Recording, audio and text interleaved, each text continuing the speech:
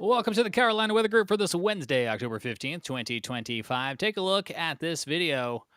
You know it well. We've been talking about it for weeks here in the Carolina Weather Group, and we're going to talk about it again because this story is not going anywhere fast. If you live out in the Outer Banks or you know anybody that does, the washout of NC-12, the homes falling into the ocean, just the relentless lashing from coastal storms that our friends on the Outer Banks have been taking. Well, we've got another chapter in the saga for you, and we're going to tell it to you coming up this week on the Carolina Weather Group.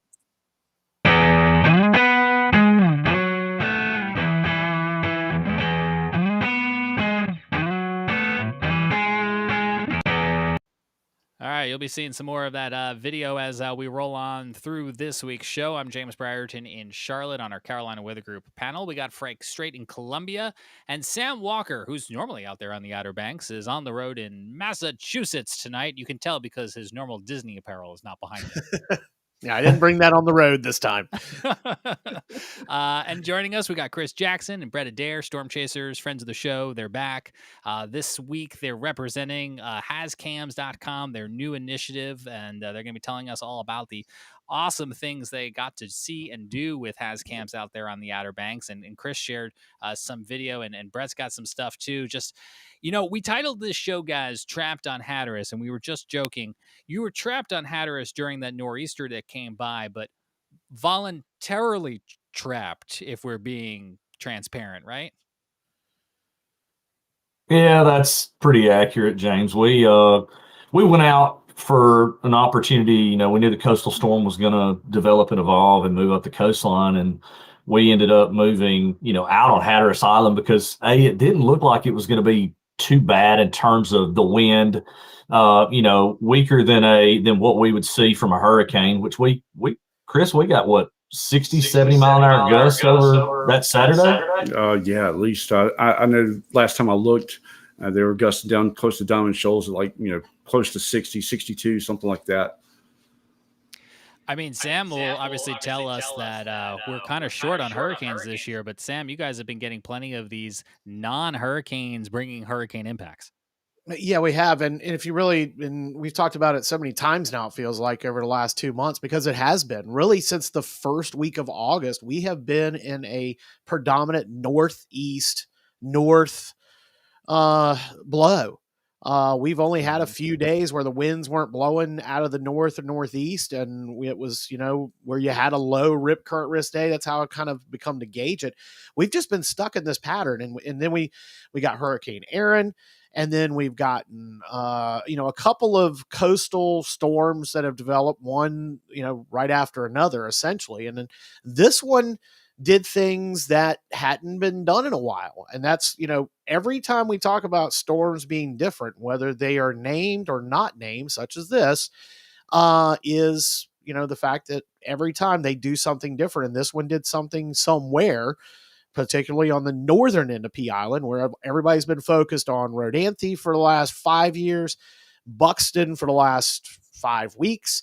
This time it was what's known as the Canal Zone, right across the Bass Knight Bridge and Oregon Inlet. This time that's where the blowouts were. So everyone has done something different, but they've all been pretty strong. And that's the thing about nor'easters. Non-named systems sometimes do a lot more damage to us than a name. Chris and Brett, I'm just looking here, and Brett's right. If anybody's watching with us, the video we were playing out, when I ingested it, got very bright. But what you guys have on social right now is a little bit probably truer to what you guys were seeing about it, just how stormy it was out there, of course, right?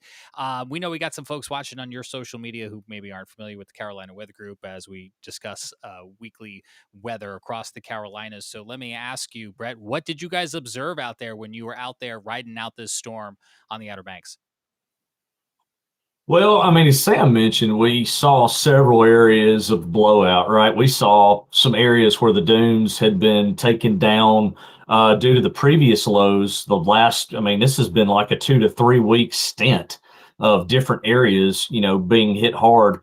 We went out to Buxton, where one of the blowouts was out near Highway 12, and we saw several of the homes that had already been compromised, several of the collapses, and several that were on the verge of collapse. Now, to our knowledge from this particular storm there, we didn't see any full collapses from this system.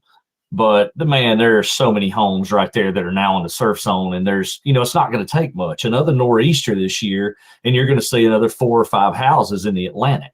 So, that drone video right there shows you how many houses are in the surf zone and how much debris and concrete. And some of that used to be a paved road. This actually washed up now because, see, there are houses that are in the surf zone. So it's just it's crazy to me. The erosion that has taken place over really, after talking to some of the Adair County officials, the last 10 years, they've just seen such a major amount of erosion. And now they're seeing several houses fall into the Atlantic. And it's not just Buxton. Up near Rodanthe, I know a lot of people were reaching out to me asking about the Black Pearl because it's in the surf zone up there now. And you've got 4 or 5 other homes. So, this is going to be a developing and a continuing problem for any of those homes there along the immediate coast. But think about it, right after that, unless something major is done, this is Barrier Island, you're going to see that surf zone continue to expand further inland. You see how many houses are out there. So, problems, big problems. It's so interesting that you mentioned that there used to be a road there, because I don't think that fully clicked in my brain until I was talking to Justin Michaels over at the Weather Channel this week. And Chris, before the show, we were laughing that when you sent over a bunch of stuff in Dropbox, you sent over like a bunch of stuff in Dropbox. So I don't know if you meant to send me this screenshot of where you guys were on the Google Maps or not, but I'm going to go ahead and just try to put it on the screen here because it shows where the road used to be. If I can get the screen share to come up, because the road was marked as closed, and of course the road was marked as closed because it doesn't exist anymore. And I thought that was kind of really telling for folks who might be wondering what is going on here. This is the picture, Chris, I was referring to. So you guys can see where you were standing, the road that is closed or really non-existent. Yep. And then where the ocean and those houses are. So, I mean, walk us through, Chris. What is this like? Like, is it evident that there used to be a road there, or is that just like a long forgotten part of history? The way it stands right now, you cannot tell there was a road there because I guess the local municipalities' efforts to try to stop the ocean from coming inland even more. They've got piles and piles of sand that basically made a man-made dune there. So there's no, you can kind of tell there used to be a road there, but not so much. You'd have to look at a map and know there was a road there, if that makes any sense. I think you have to really know where to look. Well, I can tell you one way that you could find out that there was a road there. There were piles of the asphalt that was remaining that had been washed up past the houses. Chris, you remember we walked past several of those. There was concrete out there from septic systems and all kind of things, but there were also pieces of the old roadway that was striped, that was pushed up. So it was a messy situation. I don't know that I've ever really seen anything like that other than from, a major hurricane with huge storm surge that took out a bunch of homes and, went well inland. This is a different kind of problem. Absolutely. One of the things that we saw that was weird to me was the septic tank systems are mostly all exposed on most of those houses. And it looks like when those houses were built, they were probably built at grade, with the foundation of the house. But, years and years of erosion there's a great picture on the screen there, has now, made those septic tank systems become exposed. I know Sam Walker's probably chomping at the bit here to give us the context and the reasons why. So, Sam, I want to know why the septic tanks are exposed. I want to know where the road's gone. But I want to start with the most frequently asked question, and it's one we have addressed here on the show. But with new viewers tuning in, Sam, why did they build these homes in the ocean? Yeah, that's the question we all get. That's the comments that always pop up on anytime there's a social media post. And the best answer is they weren't built in the ocean.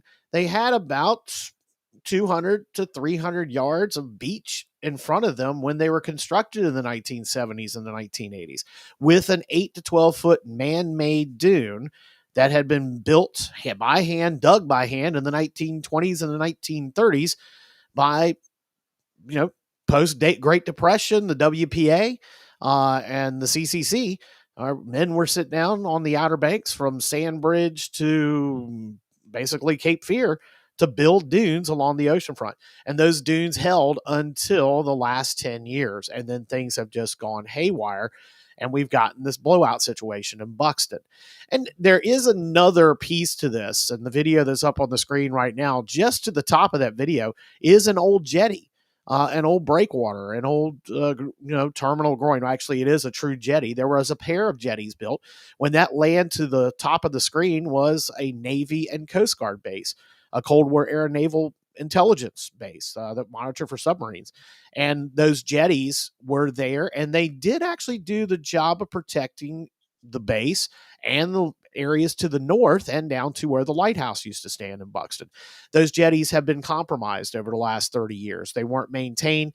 The one jetty right at where the Cape Hatteras Lighthouse used to be is being planned to be rebuilt next year as part of a beach nourishment project that Adair County is going to pay for itself, to try and address this rapid erosion issue that came up. It was originally going to be in 2027.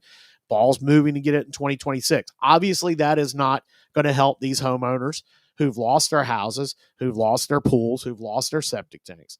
So, no, the houses weren't built in the ocean. So that's why when Tower Circle Drive disappeared, and there is a little bit of complicated regulatory issues that we can get into as well about that. Tower Circle Drive is actually a private road. That's not a public state North Carolina maintained road. That's a private road. So there's that angle, as well as the fact that the beach itself, well, the beach that's supposed to be in front of those houses that's on the screen right now, that's Cape Hatteras National Seashore. Then you got to throw in the whole Coastal Area Management Act of North Carolina has on how close you can build to vegetated, the closest vegetative dune line. That's why you can't move these houses. You can't, there's nowhere behind them to move them.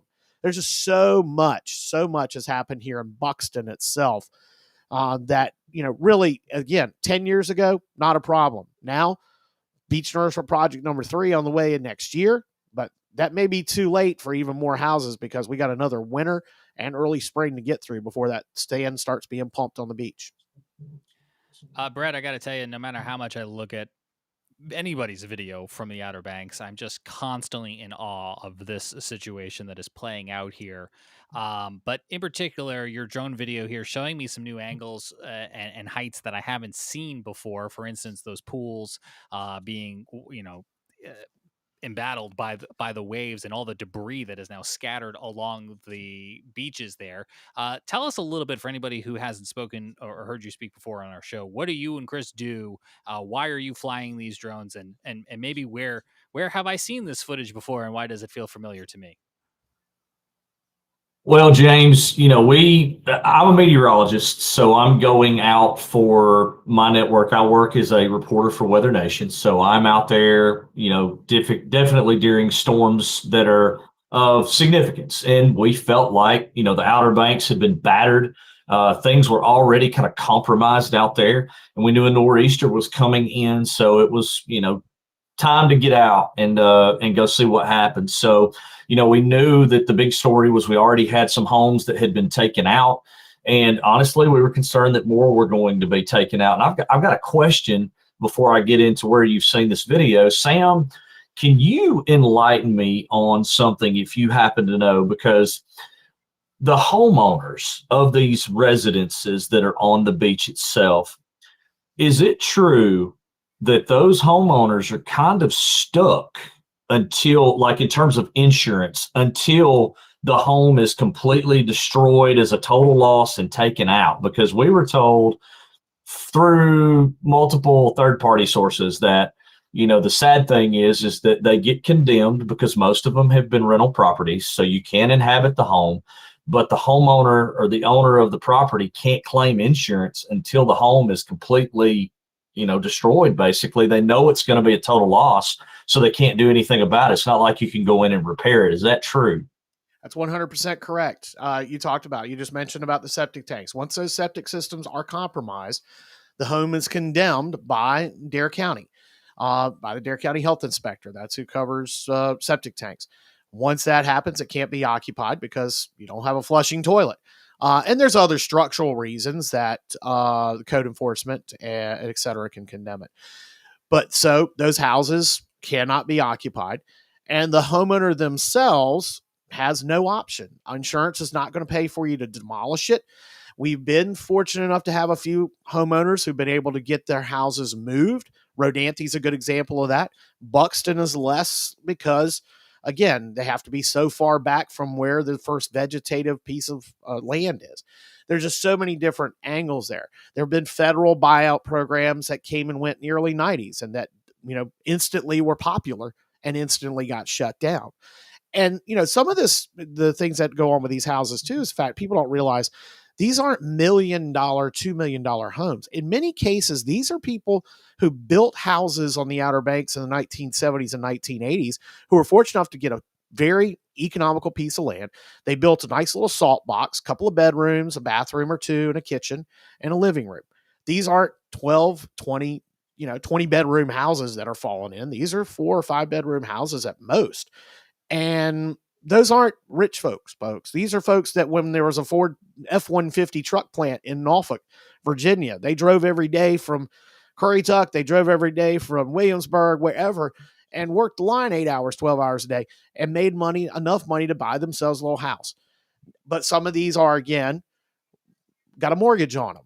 Some of them don't, the ones that have collapsed. So no, yes, that is correct. If the insurance company's not paying for them to tear them down, the only avenue they have is get a contractor lined up that's going to go out there and clean up the mess that these houses are going to make when they fall. And the insurance will reimburse them for that, or they'll cover the mortgage or whatever else. But yeah, that is 100% correct. Wow.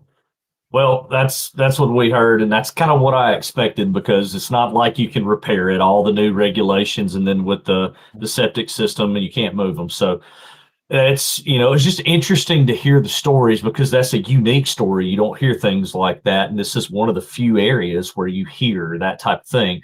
We usually hear about insurance horror stories from people that have been impacted by hurricanes, but not people that are just getting impacted by the surf on a day-to-day basis or a storm-to-storm basis, as they say. But James, back to your other question, the drone video. We were out. I operate LSM, so I was able to basically distribute our video across to the masses.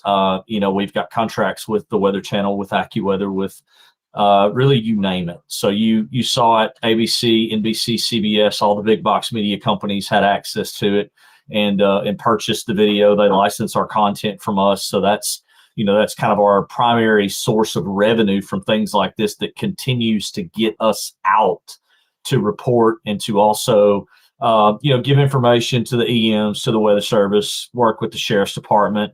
And then, our new initiative that we have now, we started HazCams 2 years ago, which is basically a static tower camera network, or PTZ tower camera network, where we have 4K UHD cameras on towers, and we have weather equipment. Well, in these cases where we have these major storms, we also have our mobile units that are 4K static cameras that will transmit. So we're transmitting live video, and we can literally, as you see there, that's an example of one. It's basically inside of a Pelican case. We have a processor, and we have an internet signal that goes out, and those are waterproof. So we've had those in storm surge zones. We've had those last year. Hurricane Milton covered one up about 10 feet of water, and the water goes down, and it was perfectly fine. As you can see, we were pointed at some of the houses there off Tower Circle. That was a live shot. That's a screenshot of a live shot from the storm.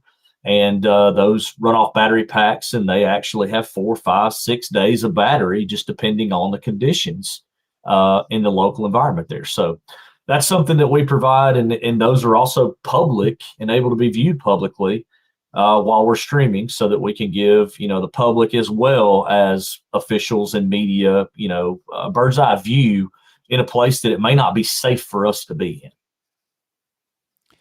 Yeah, I mean, I think that's the key, right? It's capturing maybe previously unknown data and disseminating it back out to curious public, but also the decision makers.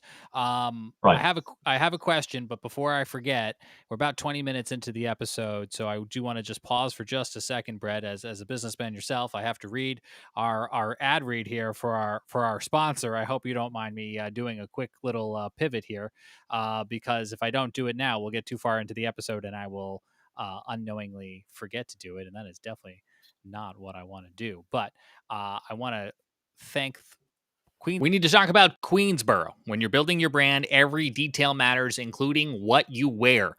Queensboro Shirt Company makes it easy with easy ordering, free logo setup, and no hidden fees. For more than 40 years, they've helped people and businesses share who they are with the world with their quality embroidery and print. It's all about honest pricing, small business friendly, and genuine care. Plus, their no returns necessary guarantee means that you can try them absolutely risk-free. Go to queensboro.com to see for yourself why they're the top-rated custom logo apparel company on the internet.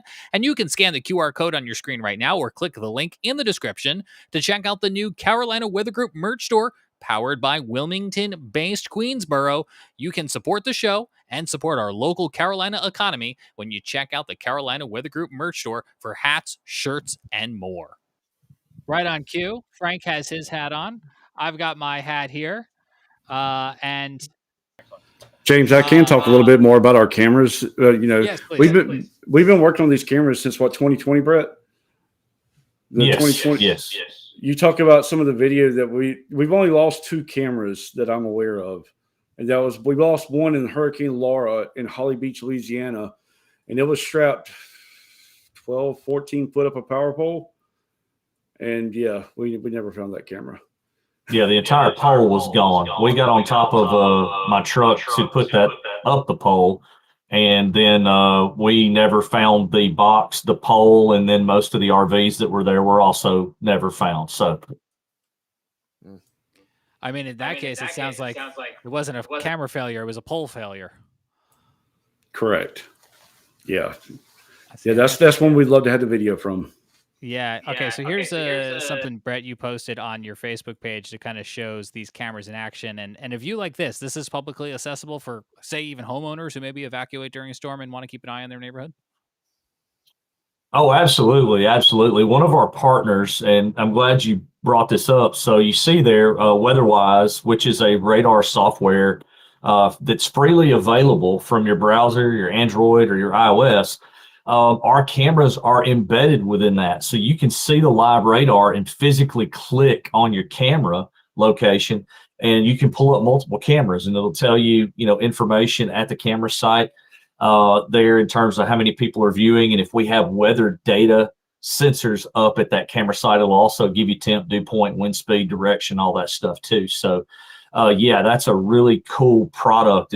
We're very happy to be partnered with WeatherWise with that project, so that people can look at that and correlate it to the live radar imagery as well. And you guys are also working with James Spann on his new Alabama Weather Network, aren't you? I am responsible for installing every tower camera for the Alabama Weather Network. So we're building out a system where we have a tower camera in every county in Alabama. Wow. And then we are going to 100 cameras by next year. So we're hardcore in deep with not only weather cameras, but every one of those sites also has a weather sensor. So we're going to have a huge, hopefully a micro net in, several weather sensors in every county that we can tap into. And we have the capabilities of using those in any way, shape, form, or fashion that we want. And we've got some AI built into those systems. We've got the capabilities to put those in all of your broadcast softwares. Like, I don't know if you guys use Baron or WSI. We've got all of it integrated into all of those forms as well. So it's been a huge project, massive undertaking. And as you can imagine, James is extremely excited about where we're going with this, because visuals are everything when it comes to, the public and people that are watching now. It seems like getting the proper reaction, you have to see the action to get the reaction, instead of just talking about what the radar shows. I mean, you guys have have seen the changes in the social science over the last few years per se. Yeah, I think it gives our audience a really good insight for things they have seen or might be seeing the next time they watch insert name of weather network here, and they're seeing images of the severe weather playing out across the country, a little insight into how that's being gathered behind the scenes. I'm curious to know if you guys have any tidbits that you can share with the audience about your experience out there on the Outer Banks, any conversations you had, any local officials you ran into, just a little piece of life, if you will, from your, I think you said 48 hours embattled or bunkered out there on the Outer Banks. We were fortunate, right? We planned on being out there, so we made sure that we had, shelter, food, and all those things. So we were going to be out there for 3 days, we knew at least. We did not know that we were going to see some of the dunes get broken, especially up near Oregon Inlet, and shut the highway down for 36 plus hours, so that we couldn't really travel very far. We had an area of, 10, 12 miles where we could travel. And that was the south end of the island, really from Avon down to Buxton and, down toward the ferry. But the ferry's closed, and then 12 North is closed. So, we expected the potential for that. So we were prepared. So we didn't really have any kind of freak out moments or anything else. And what was also funny to watch was, the residents out there, and I'm sure, Sam, you're well aware of this. They're just like, oh, it's a typical Tuesday. The weather's not that bad. We're just going to enjoy being stuck. We can't go to work, which it was Columbus Day. That was the other great thing. On Monday, you had Columbus Day, so a lot of people were off work. They didn't have to go in. So that was the one thing that I guess, all right. I mean, it's not a holiday in North Carolina, so everybody went to it's school. Never a holiday. Oh, no kidding. I did not know that. So it might have been a holiday in Massachusetts. Holiday. It's a holiday in New York. Oh, yeah. Okay. No, it's a holiday. It's not a state holiday in North Carolina. It's not a recognized state holiday. So, yeah. We get 2 days. That's a different topic for a different show. Right, exactly. It's not that reason. We get the North state of North Carolina gets off on Friday of Thanksgiving because instead. So there's that. But anyway, right. No, this time of year, it is fortunate when things like this do happen, but it's not. And I'll tell you, one of the big reasons is this is a very popular time of year for people to come here, but it's a very popular time for those of us who live here to enjoy what we have. One of those being fall fishing season. The drum bite has been just off the chain. It has been insane when you can get there and when you're not dealing, not having to throw 12-ounce lead sinkers out the whole bottom. It's been great. But the other angle on that is those of us who live on the other side of the bridge who want to go down there, and we're like, do we go? Do we not go? This was one of those weeks you don't go. My son being one of those, he kept calling me every day. What do you think? I said, dude, I really don't think it's a good idea. And he agreed, and he didn't go. But then there's the people who, like a good friend of mine who was calling me yesterday as I'm here in Massachusetts and I'm feeding him information. He drives a delivery truck for Cisco, and he was on the wrong side of the canal zone. And he's calling me, hey, what do you think? I said, you better get that route done before high tide. And sure enough, it got shut down. And I called him, and he's trying to get a hotel, and he got a hotel booked in Avon. And then all of a sudden, a couple hours later, we got it done. Because normally DOT doesn't like to work after dark if they can't get it open within a certain amount of time. Plus, they don't want to put people out there with the potential of overwash after dark, meaning the public. But this time it happened. But yeah, this was another one. And James, right now, if you're watching the video stream, we haven't talked about Ocracoke at all. And Ocracoke, once again, that's another spot, the north end of Ocracoke Island, just beyond the Hatteras Inlet Ferry Terminal. It's on the north end. That camera that you're seeing from DOT is actually posted just what's known as the pony pens, the old Ocracoke ponies that used to roam wild and have been penned up for many years by the National Park Service, reside there. And I don't think I knew that they had penned the wild free horses. On Ocracoke, not in Corolla, but on Ocracoke. Okay, Yeah, okay, Ocracoke's a whole different okay. thing. Yes. I was about to retitle this whole show. No, no. Don't even go. We're not going there because that would be another show. Tune in next week when we talk about Columbus Day and penning of horses. Yeah, exactly. So you see the full court press DOT had on today, this afternoon, and that was around 2:30, 2:45 this afternoon. 5 o'clock, first ferry ran. They got to reopen. I want to get Frank in on this conversation, and I didn't mean to cut you off, Brett. I didn't mean to do that. So, but I do want to get Frank in on here because Frank, maybe you can explain what happened with this particular nor'easter that actually turned into twin nor'easters and split, and we got in the lead. We got into a big lull of wind.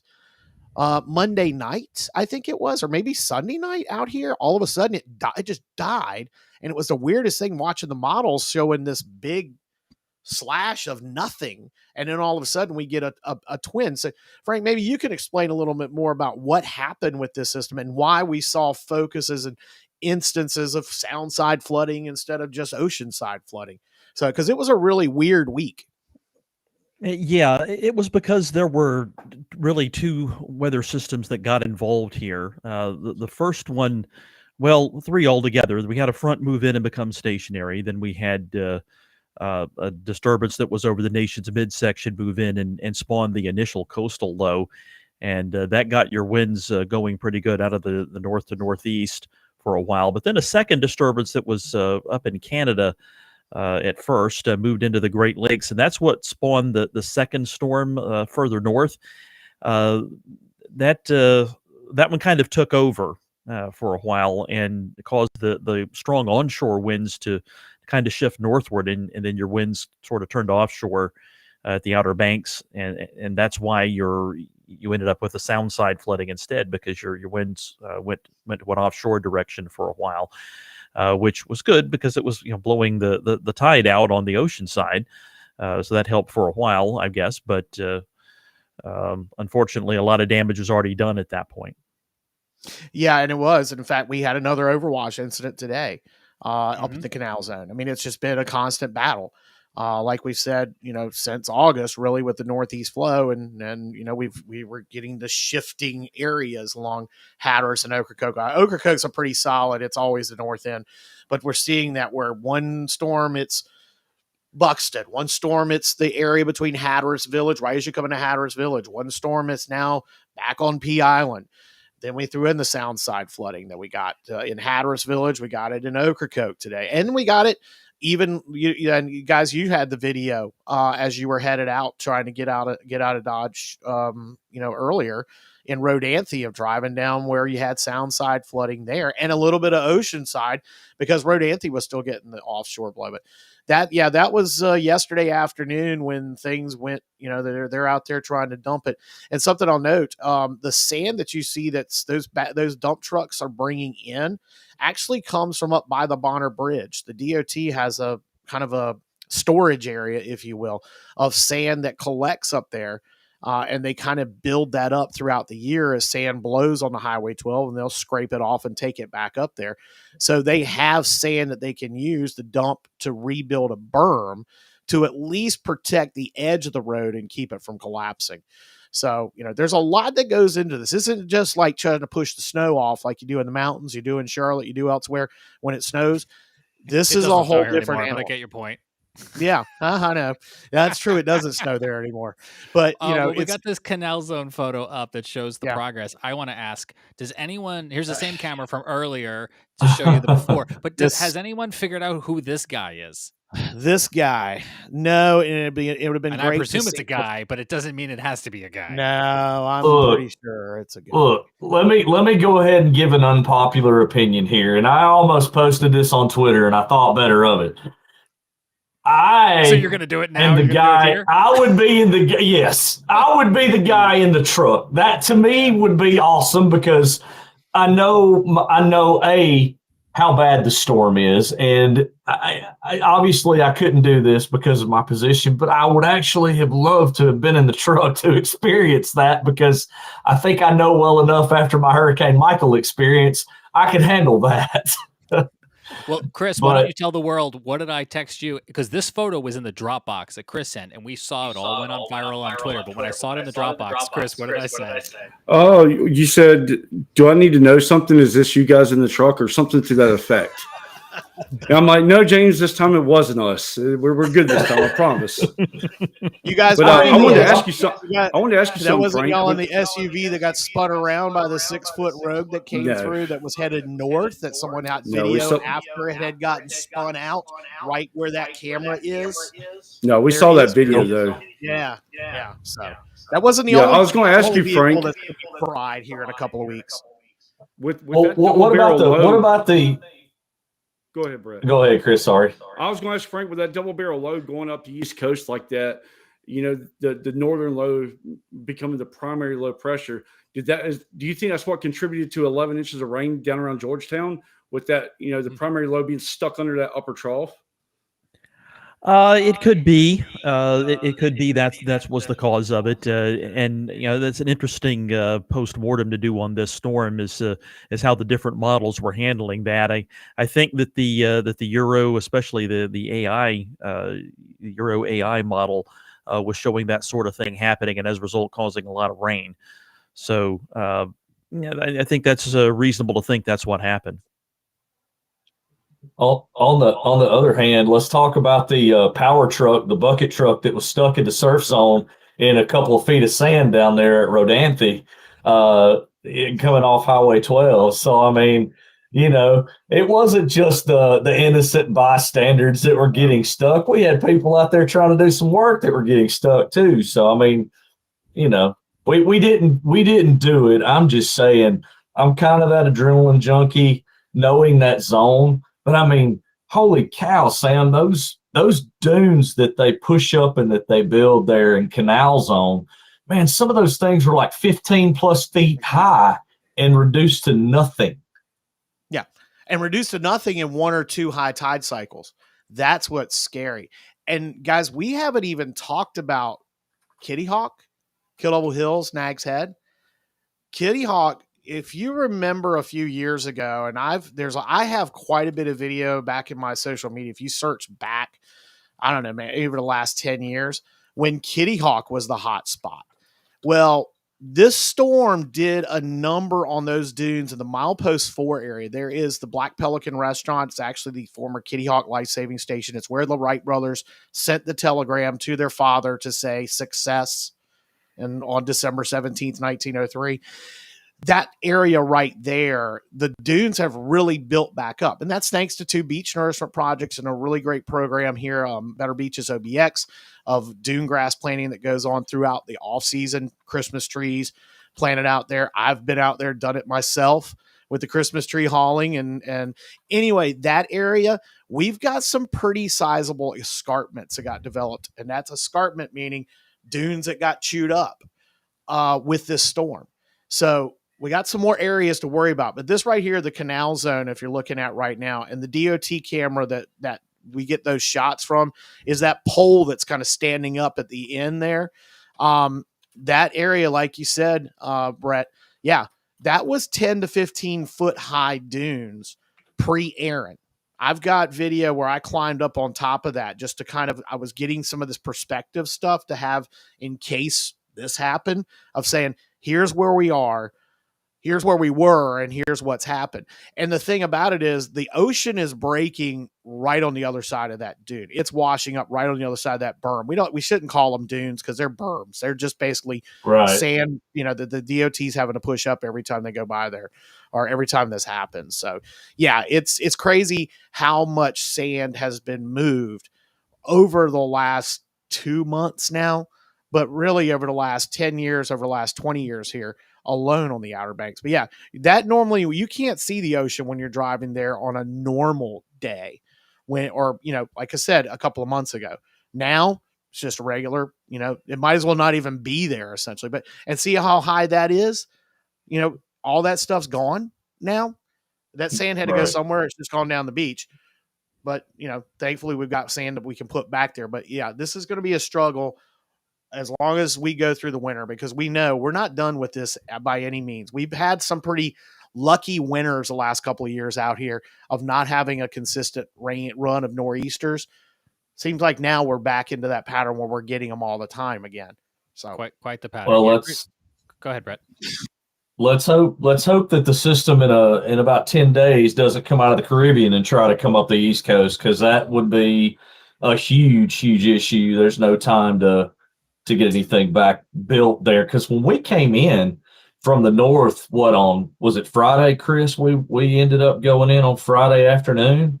Those berms we couldn't see the ocean anywhere on our way in. Those berms were back up to 12-ish or better feet high.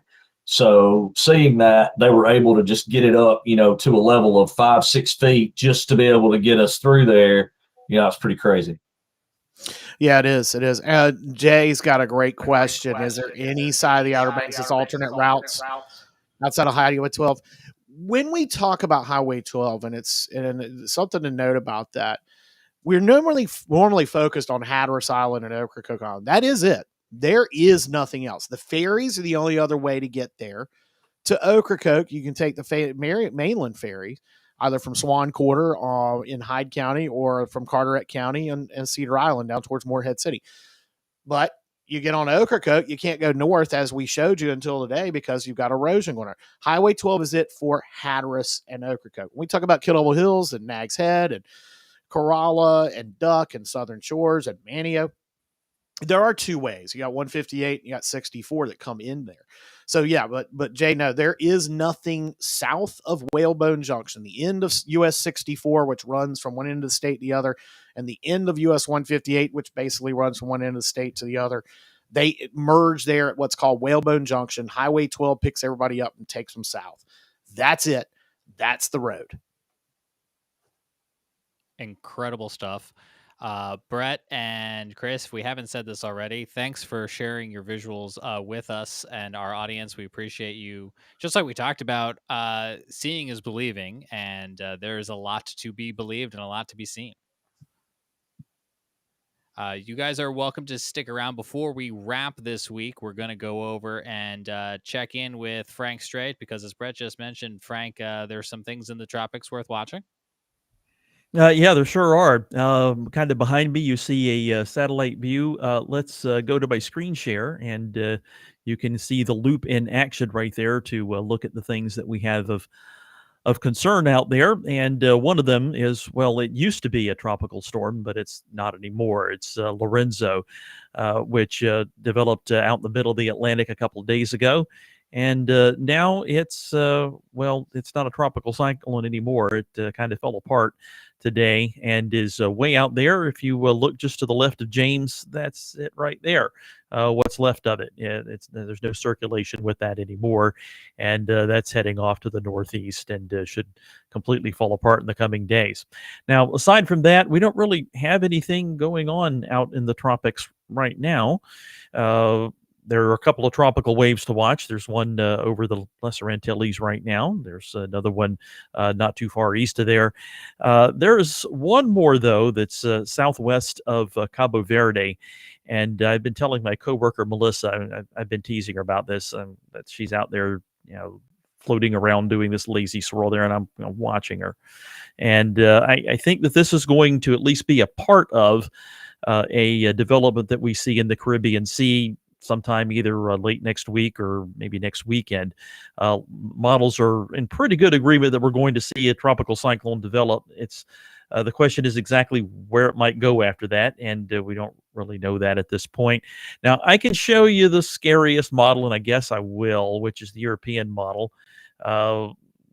This starts at the current time. I'll just zip this on forward and take this to the part that's interesting as we get to about Sunday or Monday, when that tropical wave finally gets to the Caribbean and the convection starts to increase with it. And then by the time we get to the end of next week, what's really going to be 18Z right now? Zip it back to the 12Z. There we go. And middle or western end of the Caribbean Sea. Either the wave itself develops or it gets involved in one of those Central American gyre features, and that spawns a tropical cyclone of some sort. But anyway, that's probably our next thing to watch for a possible development. It's on the way out in the long range, and different models are handling this differently. The only thing we have any kind of agreement on is that there's probably going to be a development out there in 8 to 10 days. European model, yeah, it's the scariest one. It shows things going into with Yucatan Peninsula and hooking back around and going toward Florida, then potentially up the East Coast from there as we approach Halloween. That's just a model forecast. That's not a model output. It's not my forecast. It's not anybody else's forecast except maybe Billy Bob's Carolina Weather Authority on Facebook that likes to post this kind of junk. We promised we weren't going to mention Billy Bob. Well, if Billy Bob would stop doing stupid stuff on the internet, then we'd stop giving him a hard time. But anyway, again, this is just a computer model output, and it's probably wrong, just like just about every computer model. When you look beyond 10 days out, it's probably wrong, even beyond 7 or 8 days out. But it is a reasonable possibility that we'll have a tropical cyclone, maybe even a hurricane in the Western Caribbean in 8 to 10 days, and there's some chance it would come toward us here in the Carolinas, or maybe end up going out toward Bermuda, like most of them have done this year. And I think the GFS and Canadian model are showing that instead. So just something to keep in mind, that hurricane season isn't done yet, and y'all need to be prepared. And for the Outer Banks, that's just kind of your best effort at this point, I guess. But the rest of us, well, in South Carolina, we had some issues too, and we'll try and talk about that in a few minutes before we close. But it wasn't anywhere near as bad as what we saw at the Outer Banks in North Carolina and points further north. Yeah, we had a mention of Georgetown earlier in the show. So tell us a little bit about that, Frank.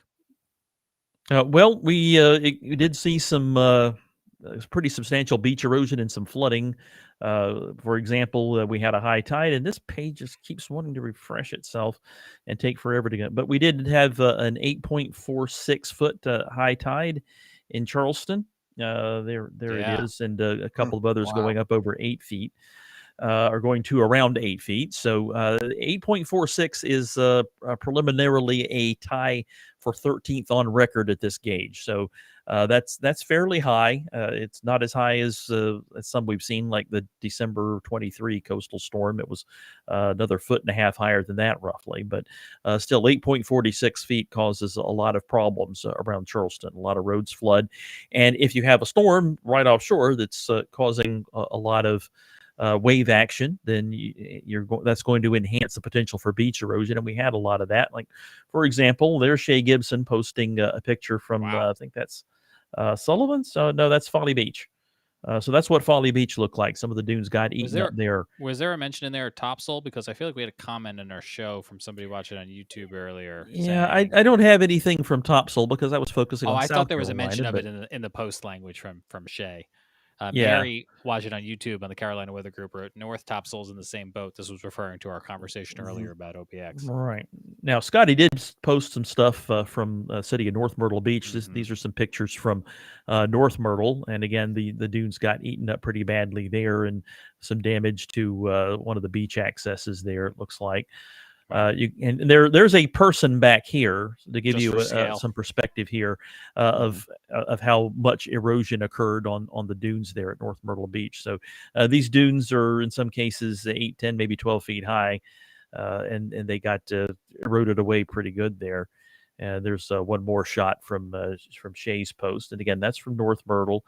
And let's see, it was Joey Savine posted this one, and I can't remember where this for is audio from. listeners. These dunes, they are close like it up. 90 it's Sullivan's, so that's half, Charleston area. 6, 7, 8 feet tall, where the sand has just been yanked away.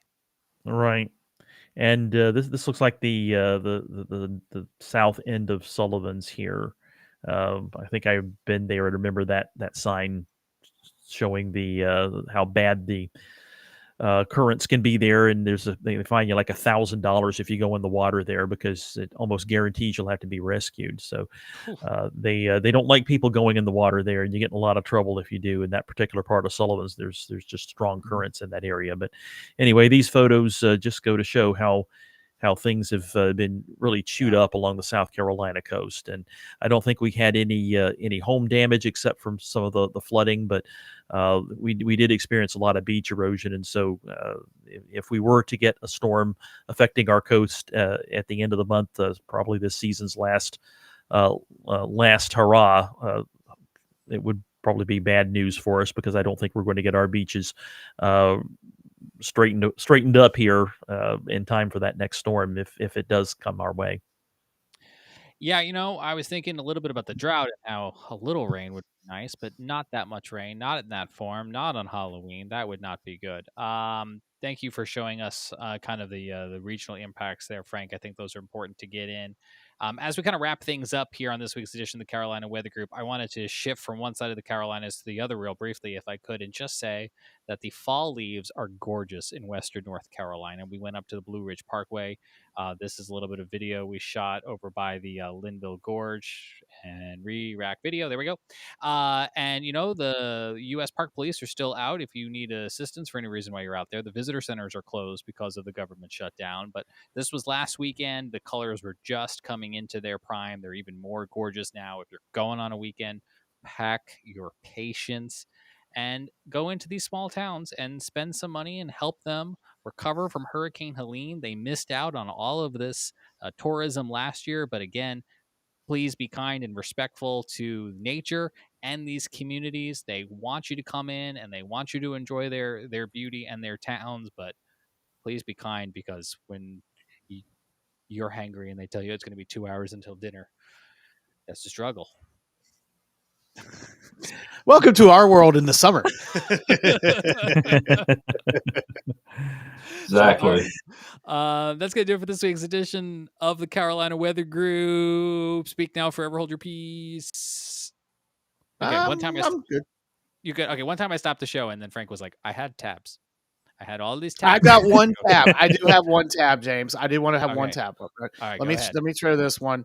And this is a story that if you get a chance to go to islandfreepress.org, and there's that wonderful photo. Did Joy figure out who was driving the truck? Because that's really what I want to know. No, I wish we could tell you Joy had gotten who's driving the truck. We want to know. We're trying to find out. I can tell you this. If it had a plate on the front, we'd know at least where they were from, because it would not be from North Carolina. It would be Virginia.